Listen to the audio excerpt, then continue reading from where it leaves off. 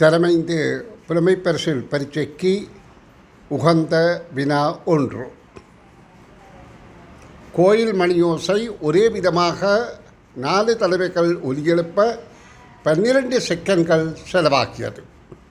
அதே விதமாக அது 12 தடவைகள் ஒலியெழுப்ப எவ்வளவு நேரம் செலவாகும்? வினாவில் முதல் சொல்லப்படுகின்றது கோயில் மணியோசை ஒரே விதமாக 4 தடவை ஒலி எழுப்ப. அப்போ 4 தடவை என்கின்ற போது அதற்கு இடைவெளியில்தான் ஓசை கேட்பது. மணி அடிக்க தொடங்கினதிலிருந்து கடைசி முடிகிற வரையில் தான் சத்தம் கேட்கும். அப்போ ஒருக்கா அடிக்கிறதுக்கும் அடுத்த தடவை அடிக்கிறதுக்கும் இடையில் ஒரு இடைவெளி.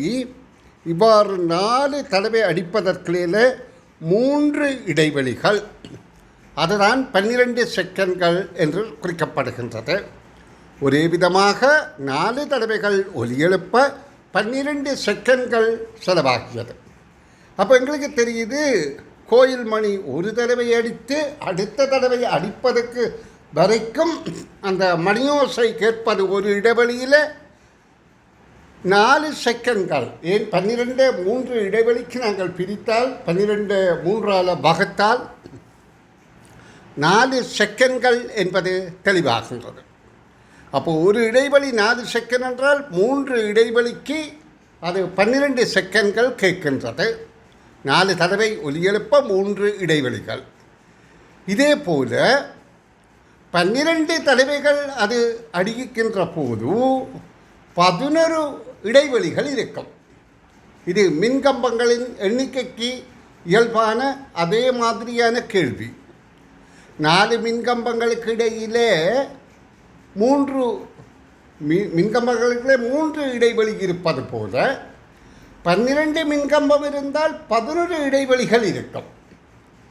அதாவது இது நேர்கோட்டில், அதாவது நேர் திசையில் இருக்கின்றது, நேர் பாதையில் இருக்கின்றது என கருதி கொள்ளுங்கள்.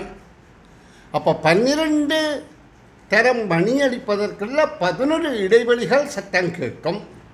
அப்போது ஒரு இடைவெளி 4 செகண்ட் என்றால் 11 தர 4 44 செகண்ட்கள் ஒலி கேட்கும், சத்தம் கேட்கும்.